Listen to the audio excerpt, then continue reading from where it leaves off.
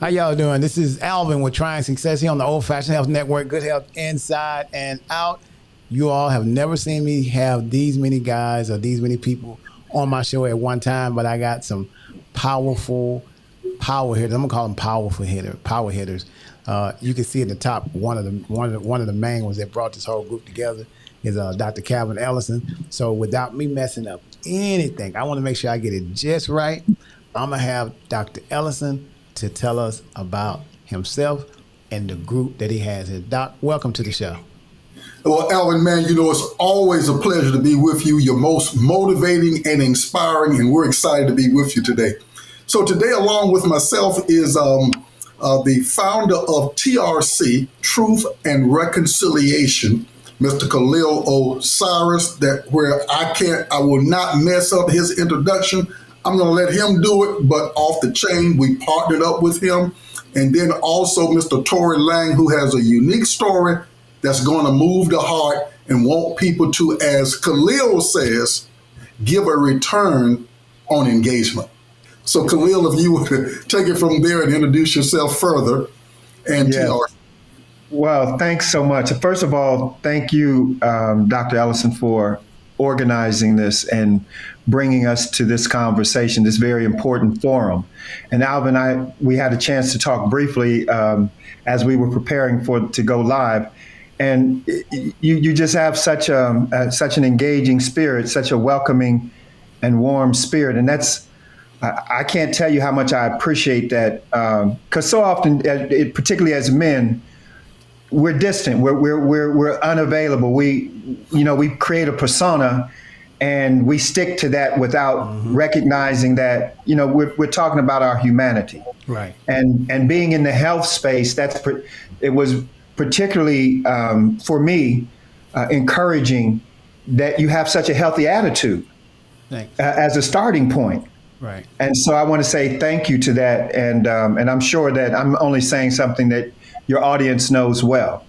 But with that, we founded an organization called TRC, Truth and Reconciliation Conversations. Mm-hmm. It was inspired by the Truth and Reconciliation Commission of South Africa. And what we wanted to do is, in the same spirit that South Africa, under the leadership of the late Nelson Mandela and Archbishop Desmond Tutu, sought to face courageously, in a very spiritually courageous way, the woundedness of a past that was still upon them, the residue, the tensions, and even the violence. They actually attempted to address historic woundedness in a way that connected our shared humanity rather than villainize or demonize the other. That, for me, was a courageous stand to take at a time when the whole world actually was expecting a descent into violence and civil war. Mm-hmm. So the leadership of Nelson Mandela and the spiritual guidance and vision of Archbishop Desmond Tutu resonated with me in a very deep way. And I saw similarities between South Africa and America in terms of how we bring ourselves to a place of reconciliation rather than further divisions. But what I wanted to do with Commission is personalize it. Commission seems like it's something more formal. I changed the name Commission to Conversations because the idea was that each of us have agency and each of us have an opportunity to hold ourselves accountable for that agency. Right. It's like we can show up with excellence or we can show up with our woundedness. It's something that we have to decide upon. It's something that we have to put in the work in order to be consistent in how we show up. And so Truth and Reconciliation Conversations, TRC, is focused on two core areas. One is racial reconciliation, and the philosophy of that is, the emphasis of that is, we know the people who are divided around issues of race. Mm-hmm. We hope to offer an example of reconcilers, those who dare to stand in the gap, those who dare to say that they're unafraid to do truth telling in order to get at a healthy place of coexistence. Our second major focus is on gender equality. And gender equality for us is embodied in our annual observance of what's called 16 days of activism against gender-based violence. There's been very little visible leadership from men of color, and specifically African American men, in terms of the discussion about how do we begin to address this ill in our communities. We launched an initiative that starts with a pledge. It's called the TRC Pledge Campaign to end domestic and gender-based violence where we live. And we focus on young people, college students, high school students, including professionals, healthcare professionals, social workers, people who are doing service delivery in the helping or health services. We ask them to take a pledge. And it's very simple. They record on their phone why they pledge to end violence against women and girls where they live. They post it on their social media and then tag us. And we showcase this around the world. Literally, we showcase it. We celebrate that our voices are now being heard for something on an issue so important that it's actually decimating our communities. We're seeing that the violence against women and girls is so normalized in our culture, in our society, that we don't even call it that. We don't even have a name for it. Right. So when we listen to our music, what we call our music, Right. we are distinct among virtually every other culture of people who demonizes and dehumanizes the women who gave them birth. That's one of the things I saw that in Jamaica, I believe it was, that they've actually passed a law where you're not able to use negative connotations in your music. I think that's something that needs to be done here in the United States. Bad. We are the primary perpetrators. Right. This is the most important thing for us to get as a people.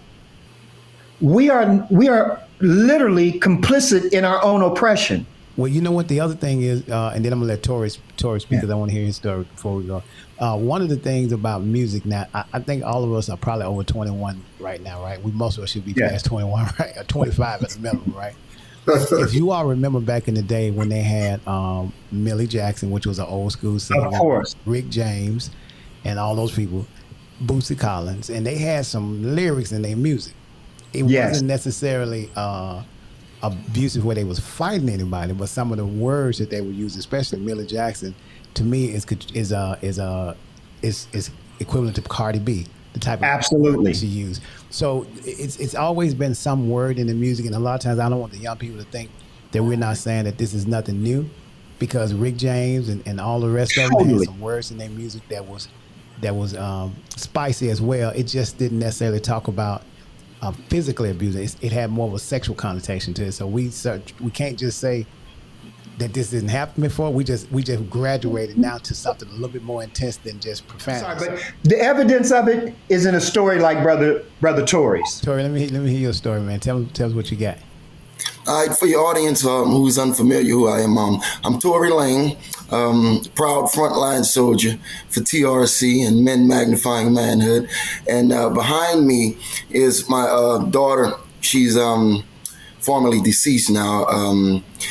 She was a victim of gender-based violence and, crimes against women and kids. And it took for me to have to experience this, to see the seriousness of bringing this to the forefront to prevent this from happening. She was only 18 years of age, and she was murdered by her best friend. They found her car burnt to a crisp, and she was found in Yellow River Park. The same morning, the young woman who was found in Piedmont Park, stabbed to death with her dog. And along with, just having to deal with the death of her, the media and bloggers and other, podcasters was creating this ideology of racism, as if though my daughter's case wasn't getting enough media attention, and because the young lady, was Caucasian, and she was a member of the LGBT, she received, all kind of federal attention and, media attention that's, just made it seem like my daughter case wasn't important.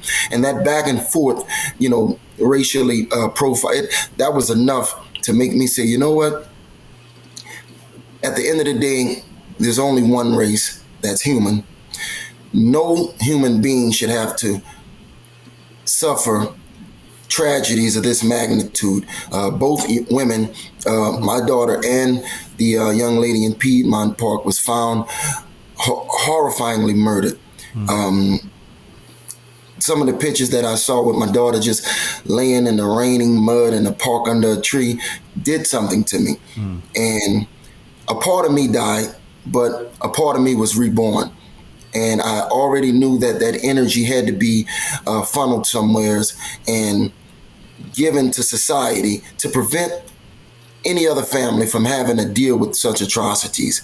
As Khalil said, these things are not highlighted in a sense where it shows that us as Black men are on the forefront. Again, as you guys were saying, the music has been weaponized. And I come up in an era, where Tupac and, before that, LL Cool J and, the Beastie Boys and all these, some of the music was entertaining, but it wasn't weaponized to where it makes people want to hurt one another. We came together. We showed love to one another. And it wasn't, until this new age of music came about where, they just allow any and everything to be said. People are disrespectful to their parents, to one another. And that behavior gives an ideology to people that it's okay to just harm people. And it's not that they're just harming people. People are dying in the streets. And we, as individuals in the community, have a responsibility to try to help prevent this. We see that things are like going on the workplace or in the schools. So, as Khalil said, we can't allow the police to prevent situations in our household. We got to be on the forefront to address it and prevent it, because no other family, man, should have to deal with burying a child, especially, in under certain circumstances. It's just hard, but we can do it if we all work together, if we get everybody to see what our plans is. The problem with a lot of these individuals is they don't have a sense of direction. And just as Khalil was saying, a lot of these organizations that mobilize and say we're going to take a kneel for the football, or when George Floyd passed away, everybody was standing, but they don't have a plan that is simplified well enough to be able to tell people what their responsibility is and what it is that is expected of them. It's a bunch of plans that's very broad and ambiguous, and it's unclear as to what okay, y'all mobilizing, so what y'all doing? The LGBT, Black Lives Matter, what's your objective? What can I do? What can I go tell my next door neighbor? He's got 3 kids, one of them, is still in high school, that still, need guidance. What is it that I can do to tell other people that I want to help join me? Because they're going to want to know, well, what's the objective? And what we're doing, like with Orange Couch Conversations and some of the things that we got going on, we're making it very clear as to what it is expected of people, and not to be afraid to have these type of conversations, because the conversations is what's going to bring light to the situations to prevent incidents from occurring. If we could just simplify all of the ideas that we have so that we're able to bring people on board, then this is going to give people, more of an incentive to say, that's a good idea, man. Let's talk about it. I'll talk to my friends about it. because the generational gap is widening. Right. I was an active father. I was in my daughter's life every day, and still I couldn't prevent this from occurring. But there's things that we could be doing to help get them on the mindset that they could talk to their friends on the work job. I got a sister, she was just fired. She was working for the W Hotel since 1998. And they fired her for some stuff that she felt as though, they were being racially discriminated. Hold on. And I was talking to her about, some of the things that we're doing, and she want to get on board. She thinks it's a great idea. And if we could just get this into the hearts and minds of many people and let them see the end result and how we could make this a lifelong journey. Make it fun, but make it serious. Right. See, the problem with a lot of people is they lose interest in things. Right. And if they feel like, it's going to be hard to explain to somebody, or it's going to be difficult to move forward, then their interest is going to, diminish, and, you'll hear from them, and then you won't hear from them 3 months down the line. This is why it's important to make sure that commitment that, we want everybody else to join in is a commitment that they could fully understand, and one that we could simplify. I'm sure you guys then bought something from IKEA and it's got 1,000 pieces. Right. It's hard to put together. Right. Well, we want to simplify the things that we're doing, right, so that we can give people motivation to want to move forward, and realize that if we could strengthen ourselves in numbers, we could definitely make a change to prevent things like this from happening with my daughter. And, we just got a lot of ideas, man, and we want to bring a lot of people to the table because, as Khalid said, we can't depend on the police. They just going to react to incidents that occur. Right. We need to be on the forefront preventing these things from happening, right? And that, I believe, is a powerful thing, and we're on the right path. We just, got to get more people involved so, we could let them see the seriousness of this. So, first of all, I'm really sorry about your daughter. Can you tell me what was your daughter's name? Tory Lang. Her name is Tory Lang as well. Okay, all right. So one of the things I've always wondered about with the domestic violence and violence against just different genders altogether, as you said, once you call the police out, it could go any kind of way at that point. They may or may not do anything. It could be a female that's dealing with something with a boyfriend. They barely put out anything to prevent the guy from coming back later on, doing something to the young lady and all those kind of things. But I've wondered if there's a system in place. If you're a school teacher, two places that I think you would be able to see some of this before it happened. That's if you're a school teacher and you recognize this kid has some problems with his temperament and all those kind of things. You can start seeing him at the 5th grade level or somewhere, and as they get to like high school and stuff like that, especially like 9th grade, 10th grade, you can just about tell in certain cases because that kid is around the teacher more than he is around his parents. And you can see a young man or a young woman that may be dealing with temperament issues, get mad, always kind of, those are the ones that I would be looking at in the education arena to kind of monitor and say, you shouldn't have a temper, to try to teach them before they get to the point where they're older. If you see them if you're in the 5th grade and you already got a temperament, you turn over chairs and acting out of control, that means you're not getting something at home, or people at home may not be able to handle you. So it should start early. So by the time that young man gets to be 17, 18, he may have some stuff in place to help him deal with his temperament or understand on how to communicate. And then the other thing is, I think will be a good place to start is when you have friends. If you're friends with somebody you already know has this kind of thing going on, you need to be trying to teach them. Listen, that don't resolve anything by always wanting to fight and stuff like that, because it spills over.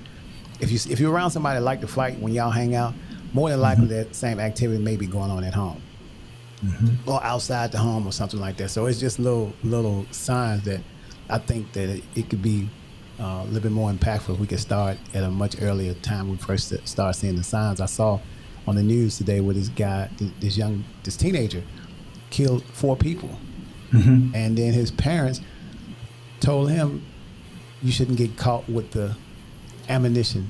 All she told him was, "You can't do it and get caught." She immediately dropped the ball. He killed 4 people. in school. And so it's things like that. I think once they get outside of the home, it's kind of hard to control at that point because they're grown and they're going to do what they pretty much want to do. So I think it's early signs that we can start. And then, like you said, the music ain't helping. It's kind of stimulating it to be worse.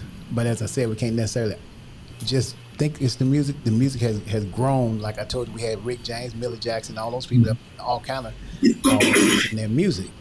It wasn't music to try to get you to fight each other, but it still started out soft. And then it graduated to, okay, well, you can start saying this in music. By the time you get to the 80s, you could do a little bit more cursing and talk about what you're going to do to somebody. So, but then that becomes it's about money.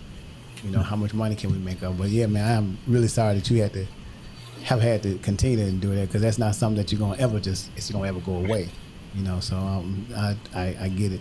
Doc, I think this is a great program you all have. It's one that people should be more passionate about.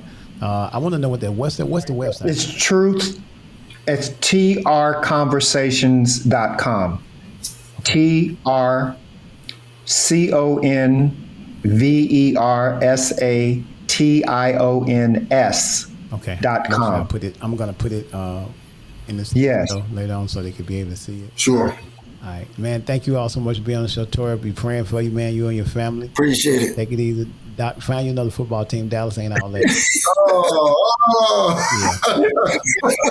All right, y'all. Thank y'all for being on the show. Thank you for watching Trying Success. Y'all make sure you share, watch, and follow. Have a great day. All right.